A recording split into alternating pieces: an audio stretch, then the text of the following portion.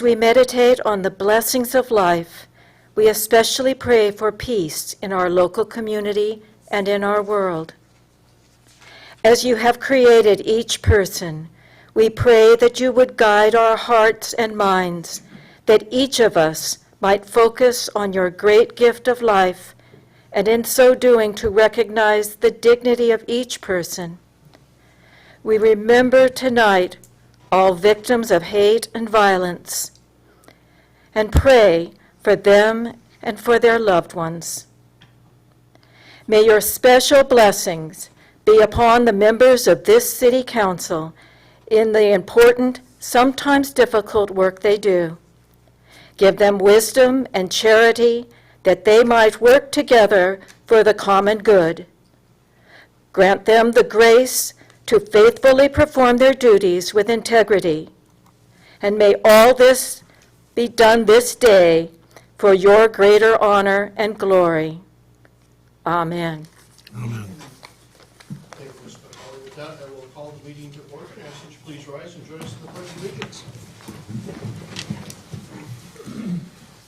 I pledge allegiance to the flag of the United States of America, and to the republic for which it stands, one nation, under God, indivisible, with liberty and justice for all.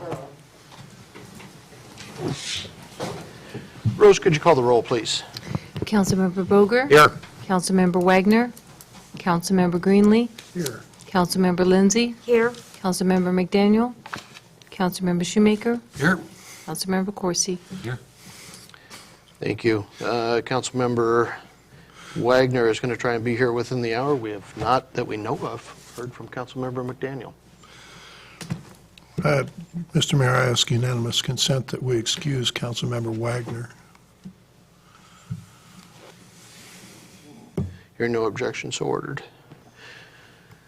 One amendment to the agenda that we have is a little bit of carryover of conversation, or at least the finishing of the conversation in regards to multi-residential housing tax abatements. We'll put those on as old business after the new business. Are there any other amendments to the agenda from council? Okay. Hearing none, the rest of the agenda will stand. Are there any members of the public that would like to address council?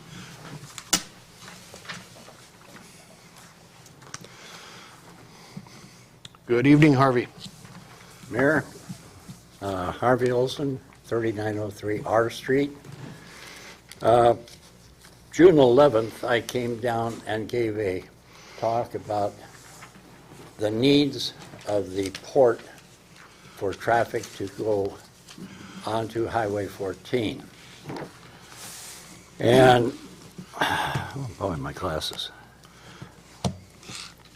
I presented this option to the council's consideration, and it would provide port traffic to go west on Highway 14. It would be, I suggested a construction of a 105-foot inscribed circle diameter roundabout for a two-lane state highway with a 55 miles per hour.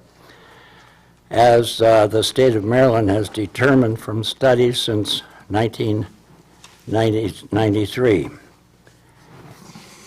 That this diameter is based on their WD-50 design vehicle, whatever that is. You'd have to contact the state of Maryland. Recently, I estimated the Highway 14 right-of-way width at much less than 105 feet. Since my presentation to the council, I was southbound on 27th from Main Street and stopped before Addy. The solution to have access to Highway 14 for westbound trucks leaving the port became apparent to me without disrupting the thousands of east and west traffic on Highway 14 and at less cost, unless proven otherwise, than a huge roundabout built at 32nd. The solution I am suggesting is build a westbound on-ramp to Highway 14 from 27th. At the top of the on-ramp, about 25th, the traffic would have approximately 8 blocks slightly downgrade to get up to speed before merging. Presently, and if a roundabout is built, traffic from 32nd going west has only 5 blocks to obtain highway speed, all uphill. Because of improvements made by DOT to eliminate the causes of accidents at 32nd and Highway 14, the accident number has decreased for the last 10 years. Statistics supplied by the State of Washington DOT for the last 16 years are from their data center and are with the city engineer for your review. Now, one thing to keep in mind, the accidents for the last 5 years at 32nd were numbers 6, 4 of which were made by people turning left from Highway 14 to go north on 32nd and running off of the roadway. If the on-ramp at 27th is built, sufficient funds, I'm sure, would be left over to widen the shoulder of the east side of 32nd. Thank you, Thanks for Harvey. your time. Anyone else from the public that would like to address council? Good evening, Dan. Good evening, Council. Dan Duringer, 931 15th Street, Washougal. And in September coming up, you guys will again be considering the sale, processing, and production of marijuana for recreational use in Washougal. And I just want to take an opportunity to raise the issue again, that this is an important issue to me, it's an important issue to a lot of people. And there may be a vocal, I believe a minority, that are for individual rights, that press this issue. And I'm not a libertarian kind of guy. You know, I think that there are duties to the community that we all have. And I'm not real, of course, I affirm individual rights wherever possible. But I also think we have responsibilities, everyone has a responsibility to the community. Now, the American Medical Association and the American Psychiatric Association have both taken strong positions against the prevalence of marijuana in society. And we need to pay heed to those cautions. And even those that want to wait, they want to wait to see what the results are in those areas that have, like Colorado, in the whole statewide, of course Washington too. But there are studies going on now, what the consequences of legalizing this drug are in society. And the recommendation from professionals is, let's wait and see what the studies show. So I do ask that you keep it in mind. In September, we're going to visit the issue again. I have a very great love for our young people. I'm, as you know, a school bus driver over in Camas. Last night, I had a young person, 18-year-old, still in high school, ask me to help him. Just riding home on my bike, and he was stuck out in Washougal. He got the bus schedules wrong. But been through foster care his whole life, He's lost his mother at 13, bouncing around. Now he's on his own with nobody. And he told me last night that he's depressed and that he lives a life of depression. And we really need to think seriously about kids that are vulnerable. I really pray that you guys would take that very close to heart. So I will certainly be back to talk with you more. Thank you. Thank you, Dan. Dan, does Rose have your email on our contact list for agendas and stuff? I do. I get them. Okay. I just wanted to make sure as that came up that every once in a while you get those folks that miss it by one meeting or something, so I wanted to make sure you're on that list to see them as they come out. You bet. Anyone else that would like to address the council? Okay, moving to consent agenda. Council, this evening, your consent agenda has 5 items on it. Your workshop minutes of May 23rd, 2016. Your council minutes also of May 23rd. Your accounts payable checks totaling $732,347.88. Your payroll checks totaling $463,779.85. and Agenda Bill 40-16, an agenda bill setting a public hearing in regard to the comprehensive plan update. Council? Mr. Mayor, I ask unanimous consent that the consent agenda be approved as read. Seeing no objections, so ordered. Thank you. Moving to new business, Agenda Bill 41-16, the Emergency Utility Assistance Program. David, are you taking that one? Yes, thank you, Mayor. Council, before you is a request to transfer $207.93 from the Utility Assistance Program Fund to customers' utility account as approved by the Finance Committee. As you know, that fund has been depleted, but that depletion included these that were in the hopper. So this is funded. So the recommended action is to authorize the transfer of funds as approved by the Finance Committee. Mr. Mayor, I move we authorize the transfer of funds from the Utility Assistance Program Fund to the customer's utility account. Second. I've got a motion and a second to authorize the transfer of funds from the Utility Assistance Program Fund to the customer's utility account as approved by the Finance Committee. Council discussion. All those in favor? Aye. Opposed? No. Motion carries. Thank you. Agenda Bill 42-16, a public hearing for an ordinance in regards to the general sewer plan update. Good evening again, Mitch. Good evening, Mayor, Council. The proposal is to update our general sewer plan as amendment to the City of Washougal's comprehensive plan. This document would update and replace the 2006 general sewer plan. In terms for dates for the record, the application was distributed for comment and environmental review on April 29th of 2016, and that SEPA determination was deemed final on May 16th of this year.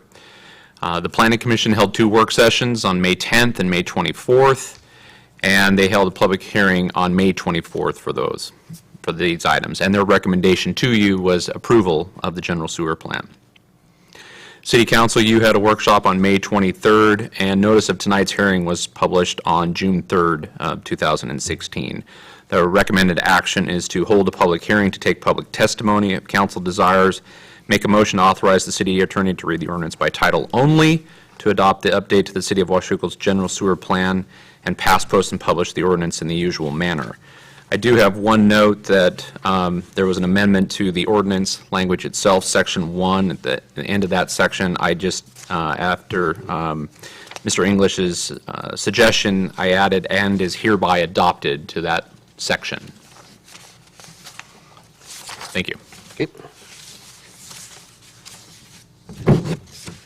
Thank you, Mitch. With that, I will open the public hearing and ask any member of the public who would like to speak to Agenda Bill 42-16, the general sewer plan update, to please come to the microphone and give us your name, address, and your testimony. Second call for any members of the public that would like to speak to Agenda Bill 42-16. And this is the third and final call for any members of the public that would like to speak to the ordinance updating the general sewer plan for the City of Washougal. Okay, hearing none, I will close the public hearing. Council? Mr. Mayor, I ask unanimous consent that we authorize city attorney to read the ordinance by title only. Hearing no objection, so ordered. An ordinance repealing ordinance number 1564 and replacing it with an update to the City of Washougal's general sewer plan. Mr. Mayor, I move we pass, post, and publish the ordinance in the usual manner, including the amendment that was mentioned by the Community Development Director. We've got a motion and a second to pass, post, and publish the ordinance as amended in the usual manner. Council discussion. All those in favor? Aye. Opposed? Motion carries. Thank you. Moves us to Agenda Bill 44-16, 43-16, public hearing on an ordinance regarding the water system plan update. Thank you again, This proposal, again, is an update as part of our comprehensive plan update to the Washougal's Water System Plan. Again, for the record, the dates for distribution and comment was April 29, 2016, and that SEPA determination was deemed final on May 16th of this year. Planning Commission held 2 work sessions again on May 10th and May 24th, and the Planning Commission hearing was held on May 24th. Their recommendation to you was approval of the Water System Plan update, and the City Council, you had a workshop on May 23rd, and public hearing notices for tonight's hearing were distributed and published on June 3rd, 2016. So the recommended action is to hold a public hearing to take public testimony. If council desires, make a motion to authorize the city attorney to read the ordinance by title only, to adopt the update to the City of Washougal's Water System Plan, and pass, post, and publish the ordinance in the usual manner. Mr. Mayor, never mind, I'm sorry. Don't worry. Thanks, Mitch. With that, I will open the public hearing and ask for any members of the public that would like to speak to Agenda Bill 43-16, an ordinance regarding the Water System Plan update for the City of Washougal, to step forward to the microphone, give us your name, address, and any testimony. Second call for any members of the public that would like to speak to Agenda Bill 43-16. And this is the third and final call for any members of the public that would like to speak to the Water System Plan update for the City of Washougal. Okay, hearing no speakers, I will close the public hearing. Council? Mr. Mayor, I ask unanimous consent that the city attorney read the ordinance by title only. Hearing no objection, so ordered. An ordinance amending ordinance number 1761 to adopt an update to the City of Washougal's Water System Plan.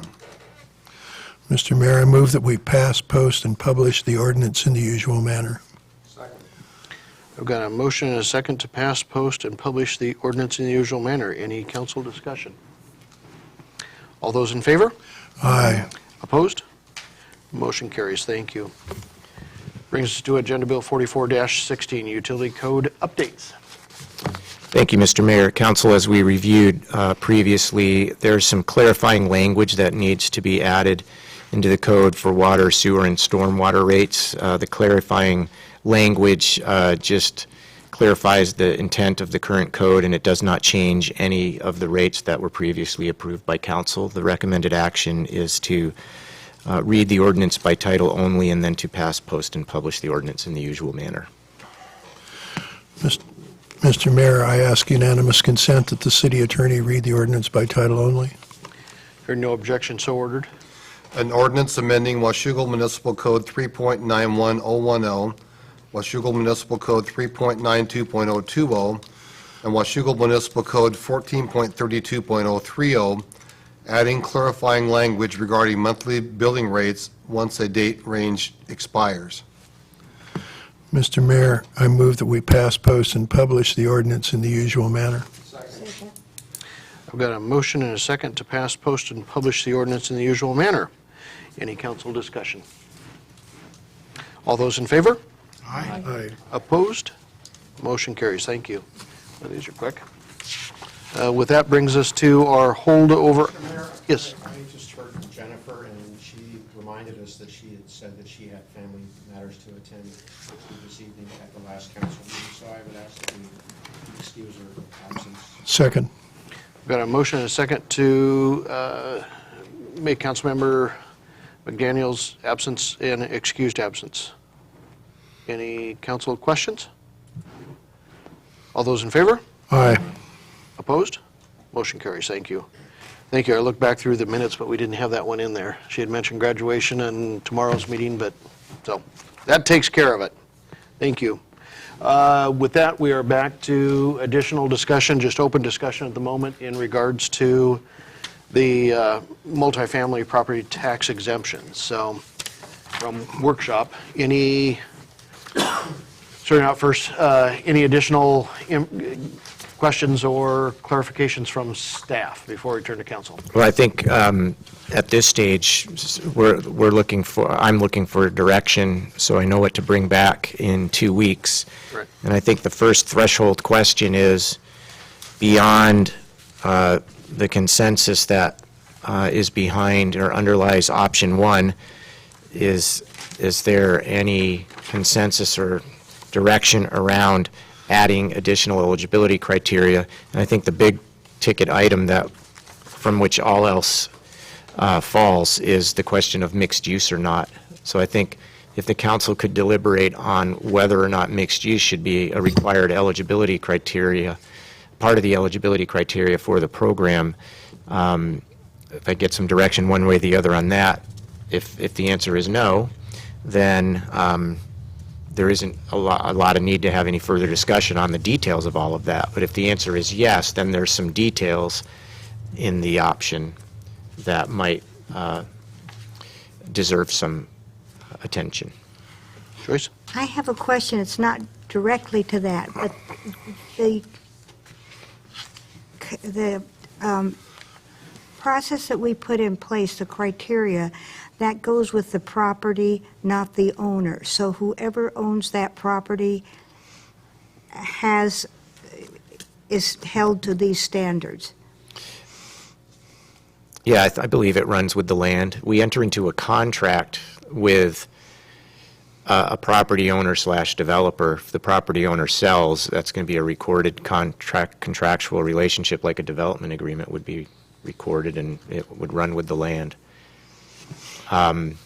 If it was sold and during the pendency of the preliminary certificate of exemption, but prior to the issuance of a final certificate of exemption, and they hadn't, commenced a lot of construction, and the new owner, the buyer, said, I'm not interested in this, I think we would say, okay, well, if you don't want to do this deal, then, then we won't do that. But if it was well underway, they would be bound by that, and if the buyer didn't meet the terms of the contract, then we wouldn't grant a final certificate of exemption. And then after a final certificate of exemption has been granted, whether the property changes hands or doesn't change hands, you have to meet the contractual terms, and you can't make changes that would pull you outside of the scope of the agreement.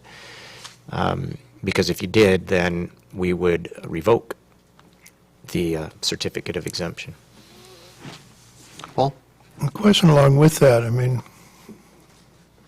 suppose you have a big project, and there's a piece of it that the contract basically is for the whole project, but there's a piece of it that is either built or under construction, but the rest of it, not so much. Is it necessarily true that that contract would follow through a transfer of ownership of the property that was, actually, doesn't matter, but the project is complete, it's complete, it deserves its final certificate, no problem there. But if you've got a project that somebody started on and then bailed, is it necessarily true that the contract follows the property if they sell to somebody else, or if in fact somebody acquires the property through bankruptcy? I think the answer would be the same to what I described to Councilmember Lindsay. If a project was partially constructed and the new entity completed that construction pursuant to the terms of that contract and met all of the requirements, they could obtain a final certificate of exemption. But if they did not, they would not have met the terms of the contract, and they would not receive a final certificate of exemption. And that could be true even if it doesn't sell. A developer could be halfway through the project and decide, you know what, I'm not going to avail myself of this exemption and back out of the contract. As long as their project meets the minimum code requirements, they would they would still have a viable project, and we'd give it a certificate of occupancy. But they would not have an exemption. They would have an unviable preliminary exemption. But you have to meet the terms of the contract to get the final exemption. You've got to fulfill all. You've got to fulfill all of the terms. I don't, correct me if I'm wrong, Paul, but I don't think that was exactly your question. I think, if, interrupt me, I think your question is, we get a contract that includes commercial, and the developer comes in and just builds the residential, gets a certificate, and then walks away and doesn't do the commercial. What would be our remedy at that point? Depends on the terms of the contract. Right.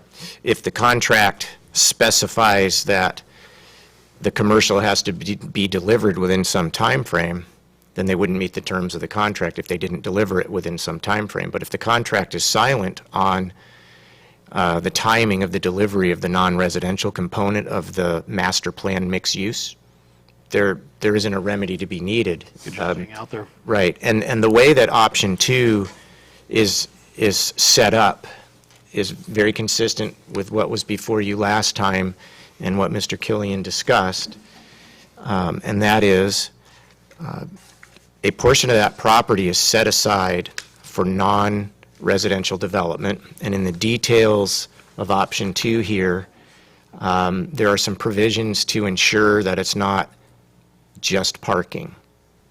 So, for example,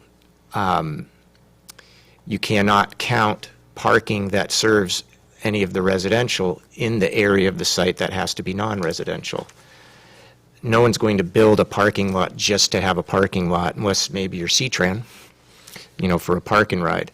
So what would happen if that person that entity developed residential and then went bankrupt and someone picked it up, or they sold off the residential holdings, or they sold off the commercial holdings, and a new developer came in, they would not be allowed to build residential in that non-residential area. We would have encumbered the property thusly. And unless, by some other contractual agreement, we took away the tax exemption. But if they had already begun to enjoy that tax exemption, I can't imagine that we would ever do that. Yeah, I agree there.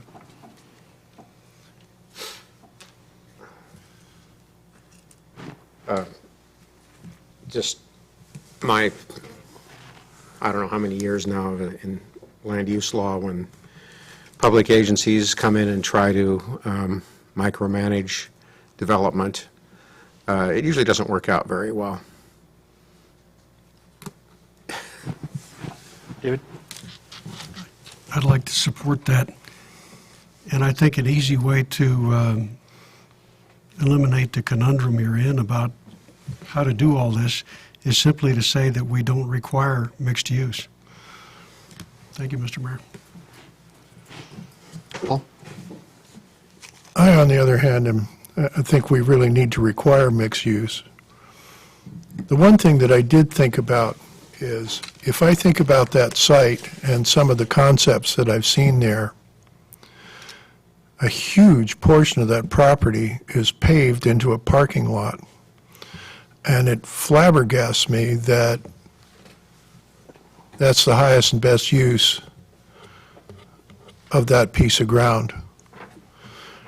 One of the things that I would certainly consider as part of a mixed-use idea is that if the residential portion had its own parking on the first level, ground level or sub-ground, that would be as good as vertical mixed use as far as I'm concerned.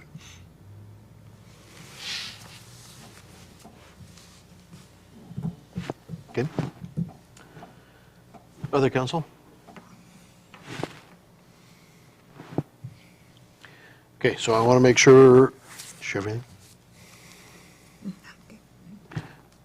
want to make sure that staff has got the information moving forward, because as we bring these ordinances forward, they're vastly different from one version to the other.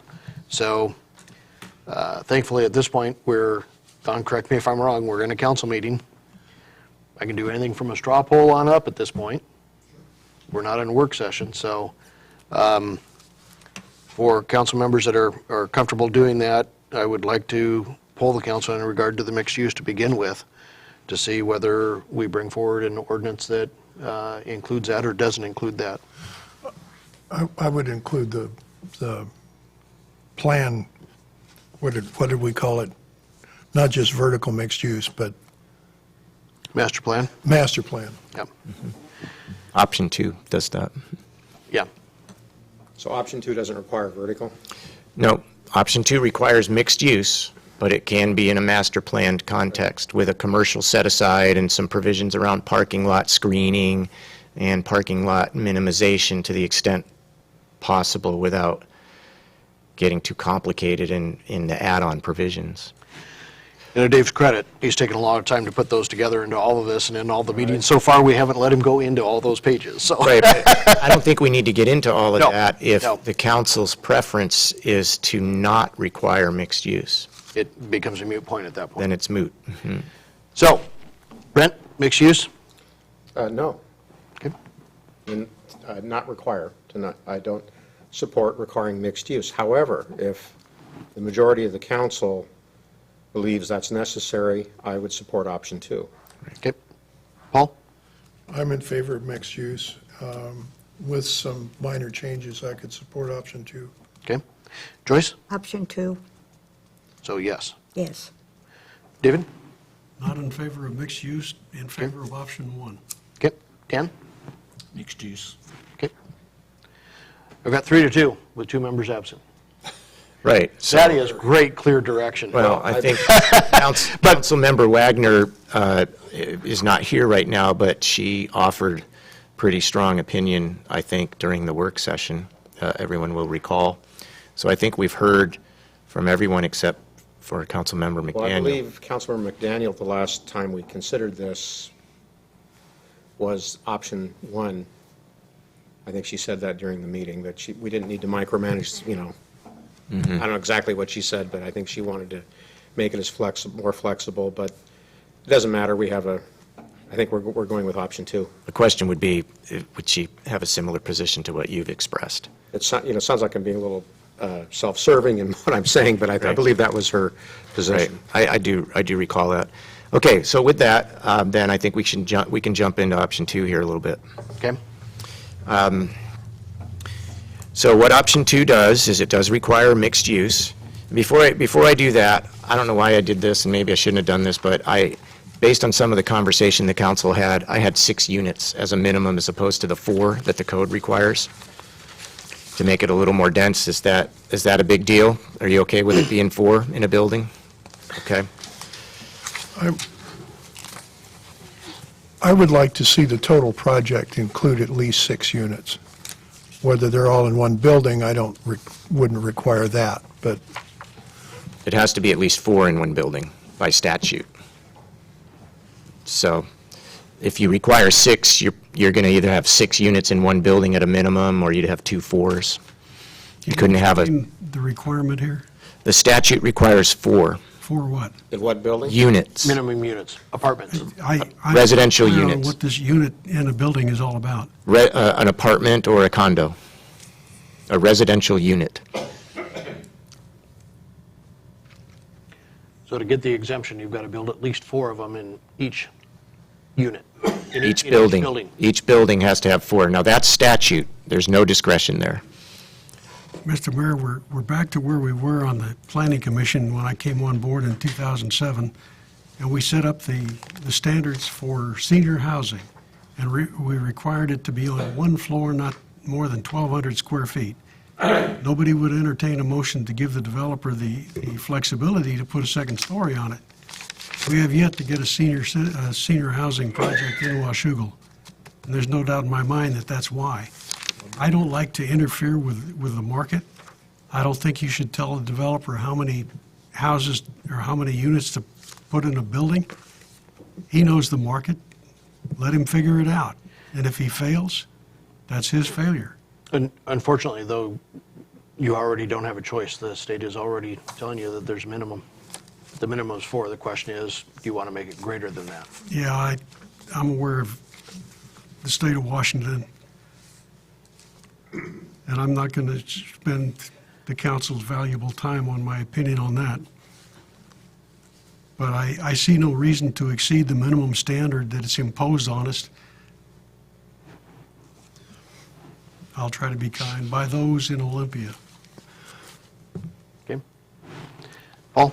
Question, suppose you had 6 units with common walls, but all kind of stretched out instead of vertical. Does that qualify? Sure. As long as you still meet the minimum 2 stories. Well, that's for our option. Yeah, it's in the option. That was something that there had been consensus on, but then State law doesn't require that. state law does not require that. The minimum standard of the state law is you could have 4 row houses like that. Okay. Absolutely. They could be 3-story row houses or they could be flats. Right. Dave? Mr. Mayor, would you entertain a motion at this point? I would entertain it. Since we're talking about option 2 here, I would move that we not move beyond the minimum standards imposed by the state. Except for mixed use, which we've done our poll on. We were on the losing side, Dave, but we did our poll, and there's not enough to drop the mixed use requirement. Are you suggesting that that's the only additional requirement we have, since we're in the minority? Actually, I'm trying to eliminate that one too, Brent, but Well- I see your point. Yeah, We've already. we've lost that been down fight. It would be a mood issue. Yeah, we've lost that fight. Tell you what, I'll let my motion stand, and I will entertain an amendment. Well, my amendment would be to, Needs a second first. well, okay. I move, well, I'll second your motion. Got it? And then I'll move to amend your motion. You're right. I would retain the mixed-use requirement, drop the minimum number of units to 4. I think that would be, and not require common space.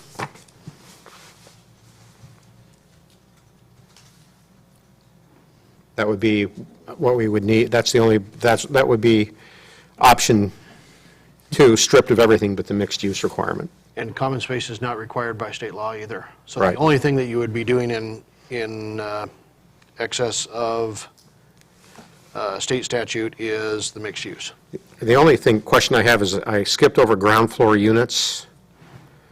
Nothing specifically in state law about that, but then it says, see detailed requirements. Right. What is that? Those are the pages afterwards. Okay. And that gives if you're going to require mixed use, then you have to say what you mean by that. Okay. And so what we mean by that is that, the way I did that, you can see if it's a vertical mix of uses, that non-residential use shall occupy at a minimum the ground floor along the street frontage with a depth of 30 feet. That's a fairly common mixed-use provision. That allows you to have some units toward the back on the ground floor. However, that can be modified by the contract, and we would have that in the code because there might be some unique configuration that we would be completely happy with that would differ from that detail. On the master plan, what it requires is that 1/3 of the site be set aside for commercial, which shall be limited to commercial buildings and its related parking. If it serves both commercial and residential or just residential, you can't count it in that 1/3. You can have vertical mixed-use buildings in that commercial area, but then the whole ground floor would have to be non-residential because that was the point of that 1/3 area. There's some landscaping provisions that are consistent with the development agreement down there. It has to be part of a cohesive site plan, so it's all connected, which I think was important and was mentioned last time. And then there's a common space requirement. In both option 1 and 2, there are some provisions around design, no blank walls, stuff that we went over last time that I think everybody was comfortable with. And what I did add, in trying to speak to concerns about the parking in a master plan mixed use, was screening and buffering. And the screening and buffering is a little bit enhanced from what our normal code would require to ensure that along private streets, public pathways like the Waterfront Trail and others, that it would be screened as if it was along a main street in our part of town, so that you wouldn't be walking on the Waterfront Trail and look over your left shoulder and there's an unbuffered parking lot, that it would be a buffered parking lot. I worked with, and I want to thank Mr. Killian, I worked with Mr. Killian on working through those to make sure that it was workable and viable from a development perspective, while at the same time trying to protect the visual aesthetic at the waterfront. And I think we worked that out and were able to do that. Joyce? If we say no common space, it's up to the discretion of the developer if he wants to put in common space, or she, right? I mean, it could still be, Oh, they could put any common We're just space saying they it's want. I required. just want to ask Mitch if there's anything in our underlying code or the development agreement that requires any common or open space at the waterfront area. I can't speak specifically off the top of my head about the DA, but I don't believe so. I don't recall. There's landscaping part. Yeah. There's landscaping requirement, Yeah. which isn't always necessarily open space. And remember, these provisions would apply in the downtown, and if you choose, and I think that's something the mayor will query the council on in a minute, East Street as well. Dave? It occurs to me that the minute you add mixed use in there, You have to have these things. you've opened the bag, opened Pandora's box, and all of these things come flooding out. I have a real problem with mixed use. It's being imposed on us by the state of Washington, and now it's being supported by this council, and I don't understand that. I don't think there are enough people in Washougal that support that sort of thing. I'll be interested to see how the electorate weighs in on that the next election. Any other questions on the amendment? I don't have a second for the amendment yet. I'll second the amendment. We've got a motion and a second to amend the motion, basically to retain mixed use, Only. if I have it in a nutshell. But on a limited basis. Didn't you put restrictions on it? Well, Yeah. well, it's getting confusing.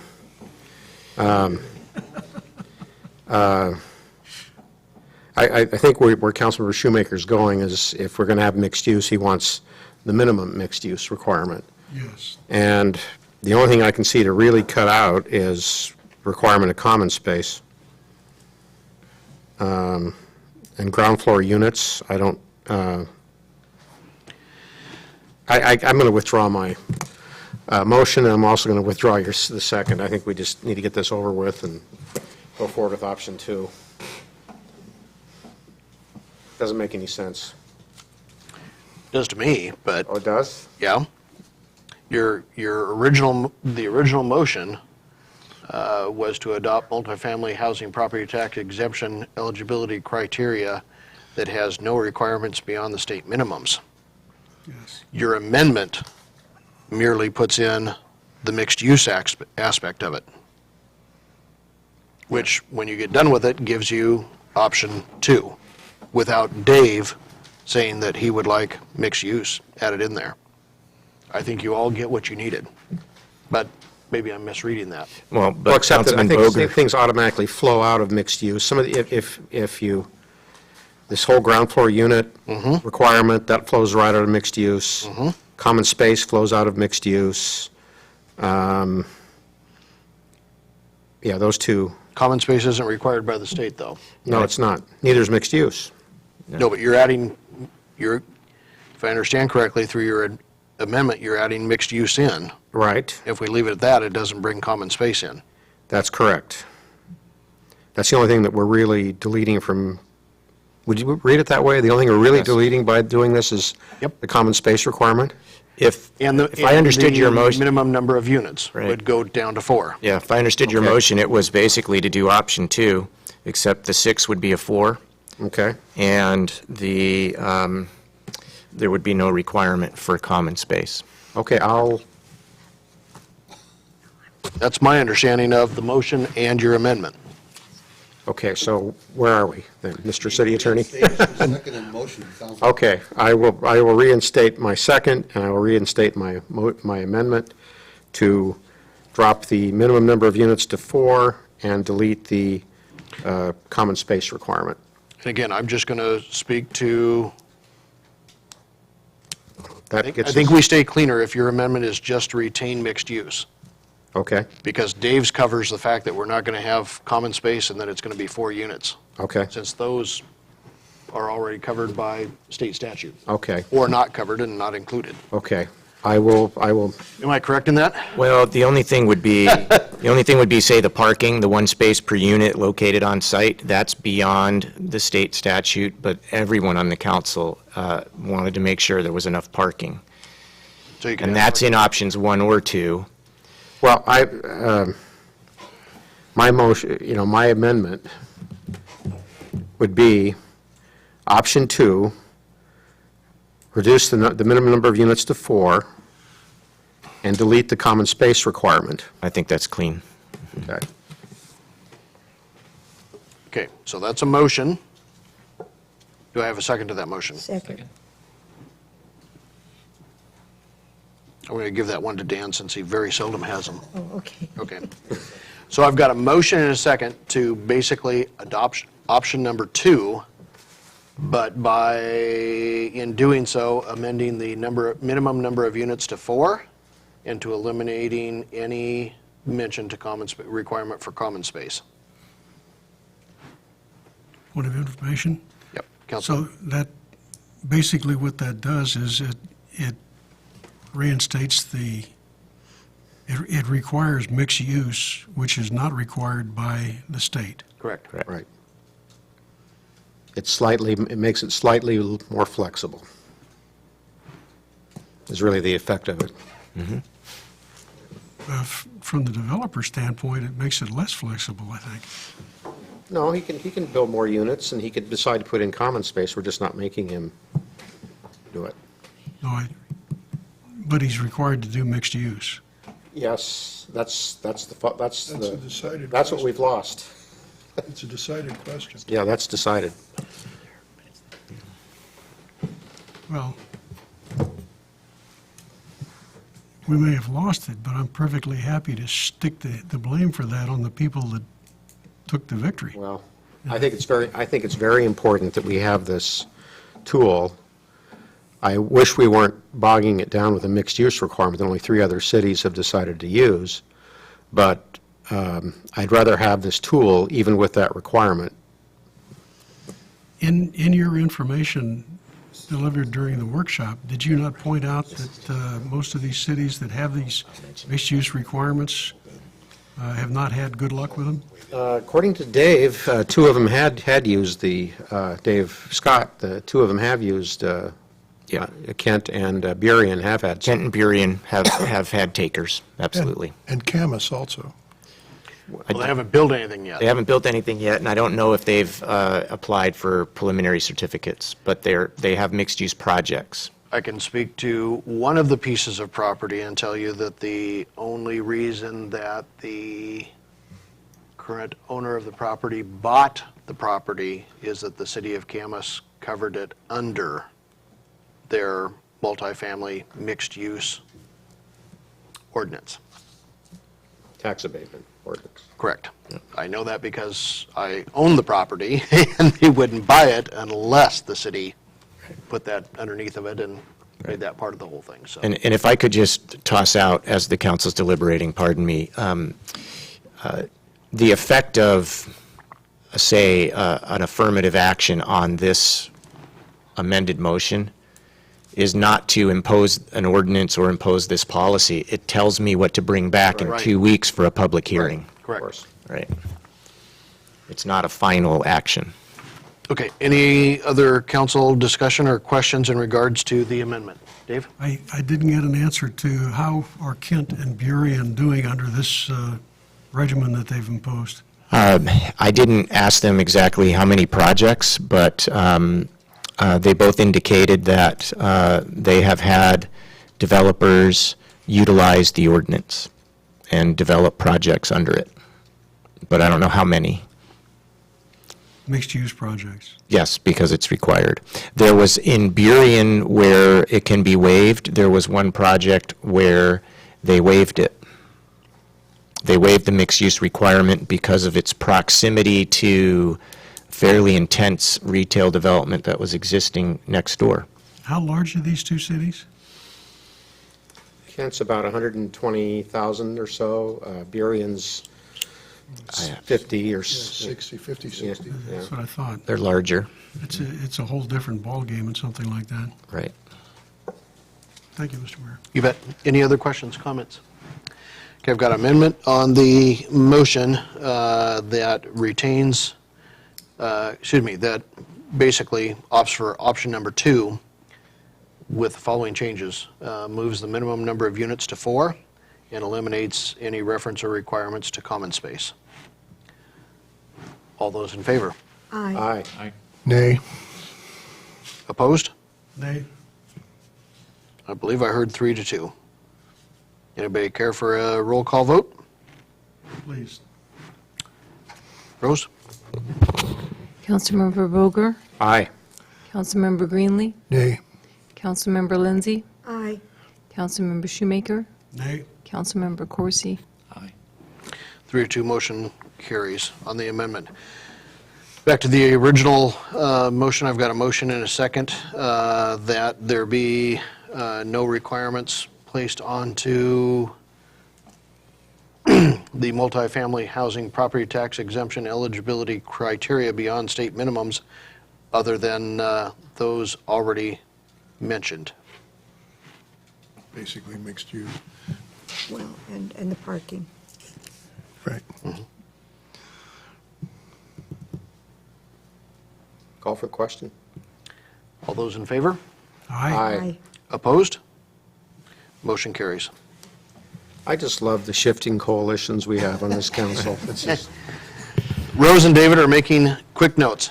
So, to finish out the conversation then, now that we've answered the question to mixed use and all that, at least in regards to what we're going to bring back in draft form, the question of East Street, do you care whether this, the ordinance coming back includes East Street at this time? Yes or no? Brent? just a Feel like John McLaughlin here. Yeah, just a question to Dave. Did I hear you say that if we're going to have these additional requirements, that if we want to impose something different for East Street, this kind of makes it a little more difficult? This is just my own personal perspective. We have a vision, a development agreement that we've already cast at the waterfront with the port and with Parker's Landing LLC. We have a vision that we've cast for downtown. That's a living vision. We're working on that as we speak. E Street is a commercial corridor that we haven't sort of done anything beyond that with, other than we made the road improvement. And so to do something beyond just financially incentivizing multifamily housing, I just wonder if that's premature with more of these other provisions for an area that we haven't really discussed our vision for it beyond our basic codes. That's just kind of a personal perspective. The contra perspective to that is if somebody wants to come in and build a mixed-use project on E Street that meets the provisions that are laid out in option 2 as amended, why wouldn't we let them do that? And that's very rational as well. It's not as baked. It's not as fully baked on E Street. So I don't think it's a policy faux pas, if you would, to include E Street. but I don't know that it's necessary yet. Paul? I would just as soon leave out E Street, because once we've done all of the work that we have this exemption, it takes, 3 months to create it for a new for a new part of city? Not even that, 2 weeks? Well, Notice requirements. there's some special notice requirements. So following our typical process, we'd have a work session on it, then we'd have to notice for 2 straight weeks, then another week would have to go by, and then we could do it. So it could take a month-ish. Doesn't seem to me that that's a hurdle. It's not a major procedural type of thing. So, David? Talk about shifting coalitions, I'd like to support what you just said. Yeah, I could go along with So, Mike, leaving it out. okay? Leave it out, leave it out. Joyce, at this time, leave it out? This time. Leave it out. Dan, leave it out? Why don't we leave it out? Are you sure? That's unanimity. Yep. I know what to bring, so in 2 weeks, it won't be a draft ordinance anymore. It'll be a public hearing on an ordinance that will be reflective of option 2 as it was adjusted. I will make those adjustments as soon as possible so I can send it out to you in advance, so you can be looking at that, but it'll be in the packet in in time for the meeting. Dave? Just a word to the wise. Past experience suggests that maintaining unanimity is as difficult as achieving it, so you might not want to waste any time bringing that to the council. We can take a break while you head to your office and, no. Okay, thank you for all of that. That brings us back to public comments, and during this time, Lance, do you want to, any questions about what we just did or didn't do, or? Got it. Awesome. Anyone else with public comments as we close? Good evening. Okay. Don, I know you'll get back to us with clarification, so. Going to Mayor's Report, I have a couple, 3 items for you. Memorial Day, just a public thank you to all of our staff volunteers, the cemetery board for everything that they did for our Memorial Day ceremonies up at the cemetery. Washougal High School graduation happened on Saturday, happened successfully, happened quickly. We did have Caleb, as I reported I was going to take and try and do his appreciation certificate and medal at the ceremony, and in fact, Caleb was also one of 2 citizenship award recipients that evening as well, so I was making those awards at the same time. So all of that took place and went wonderfully. There is a Flag Day ceremony tomorrow at 3:30 in the afternoon over at the Fort Vancouver Barracks Parade Grounds, if anybody is interested in going. And just a reminder, the AWC conference next weekend, Tuesday through Friday morning. Any members who haven't already gone, I believe, or haven't put in for, if you've changed your mind, you still have time. Paul and Joyce, I believe we have communicated to AWC to issue voting credentials to both of you, and then I'll have the third set for the city as well. So if you have any changes to being there or not being there for the business meeting, please let us know, because we'll need to go through some steps with AWC to move those on to a staff member. That's all that I've got. Council members. Brent? Community Development Committee met. Michelle and Paul and I were there. We discussed how we're proceeding with our study on our mix of housing and commercial in the city. I think we're going to have an exciting plan come forward eventually.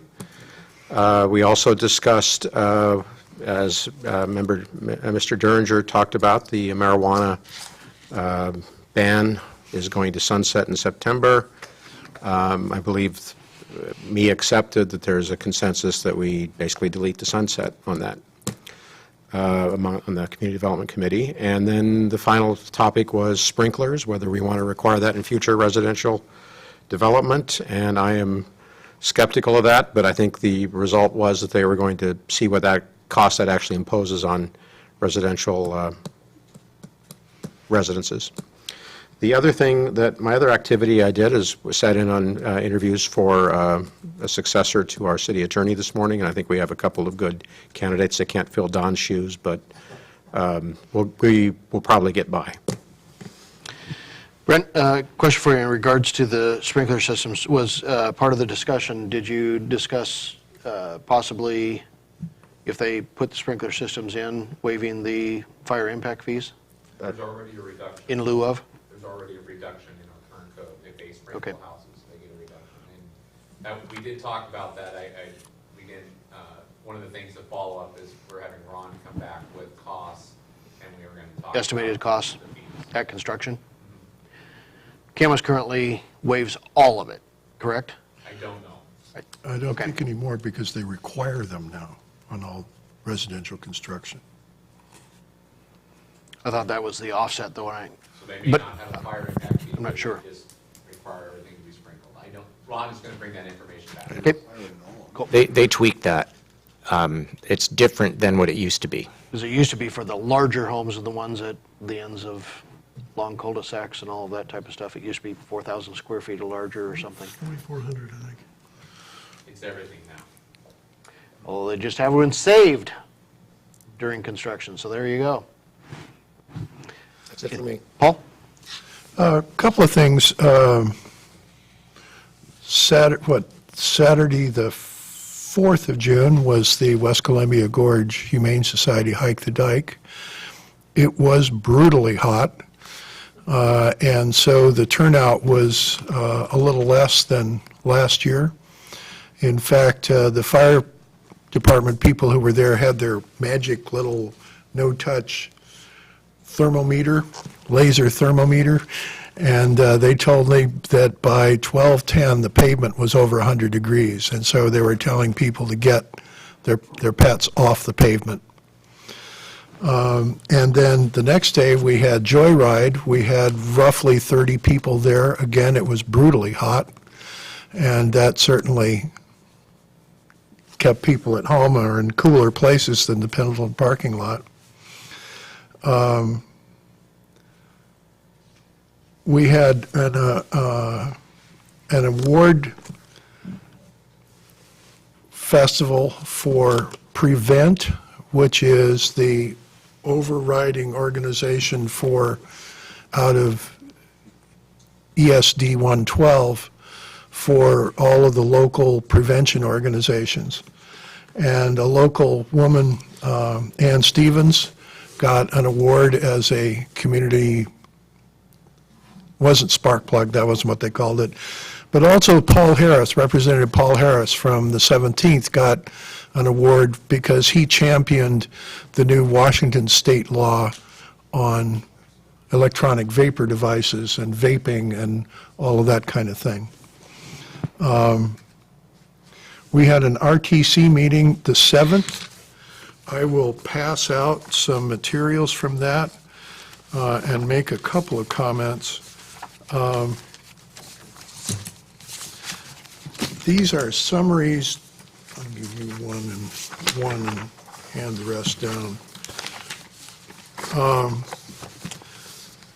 This is summary information from the congestion management study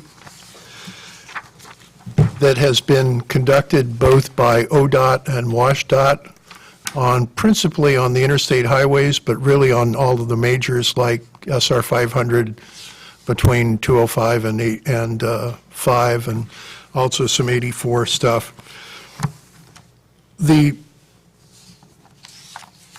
This page here, which summarizes it, and I've got some copies for staff too. Clark County population is up 6%. Vancouver-Portland employment's only up 4%. Clark County taxable sales, this is from 2011 to 2015, is up 43%. Columbia River crossings are only up 8%, but morning travel time from Main Street to Jansen Beach is up 291%.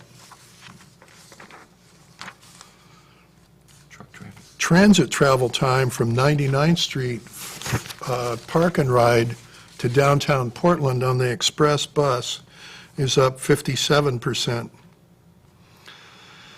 One of the more interesting oddities is from the previous meeting, people had asked, well, we're seeing a lot more congestion on I-5 on weekends. We're seeing stall and crawl on I-5 on weekends. And what's that look like? Well, if you look from 84 to the Interstate Bridge, the weekend is 23% better than the weekday, but that's a lot worse than it used to be. But the stunning number that's not in this report that he reported anecdotally is that although the time from essentially the convention center to Delta Park is pretty good, the time for Delta Park across the river into Washington is as bad as it is during a weekday. So I thought people would be interested in these numbers. There's also a bunch of information on the corridors, volume to capacity, lowest speed percentage, and so forth. If you're interested in this stuff, there is on CVTV, they are running, and you can get it online or you can wait for it to come up on your cable channel. The people who put this report together, I thought, did an exceptional job of presenting it, made it very clear. So if you have any interest in delving into this stuff, it is available through that CVTV. And I know Dan probably knows more about this than he wants to. Did they correlate the closure of the container business to the traffic study here? They didn't. I know in my travels there pretty much every day, it is wall-to-wall semis, trucks, and that would have the biggest impact, I think, on your morning transit travel time there. They didn't have data on that. Actually, County Councilor Bolt brought it up because he drives. He's a truck driver sometimes. And he said anecdotally that was true, that the closure of the Port of Portland has been a bleeding disaster for I-5, both essentially 24 hours a day. So that was the RTC meeting. That was actually one little piece of the RTC meeting. Most of the rest of it was, I would describe as ministerial and not particularly interesting. The mayor mentioned this coming next week, we have the AWC annual. What else? Anybody who is interested, on Wednesday afternoon at 4:30, Unite, the Washougal Community Coalition, Prevention Coalition, is having our annual picnic in Upper Hathaway Park. And I certainly don't describe myself as a grill master, but they have recruited me for that purpose. On the 16th, there's a pretty interesting, in fact, a very interesting Camas Washougal Chamber.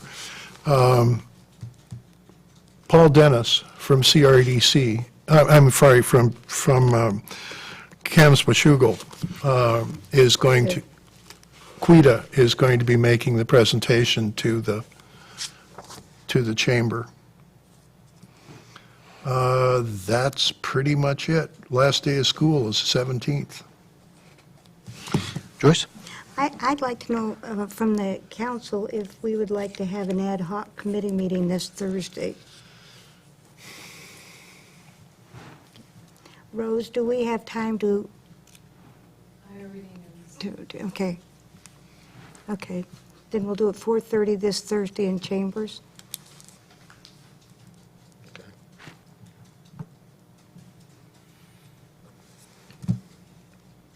That's it. David? I'll be sending out an email tomorrow for the Public Safety Committee to the members and the staff to see if there are any issues that would cause us to meet this month. We've had 3 emergency meetings in a row now. I think we've pretty well drained the agenda, but if there is any requirement, we will have a meeting this month on the 3rd Monday.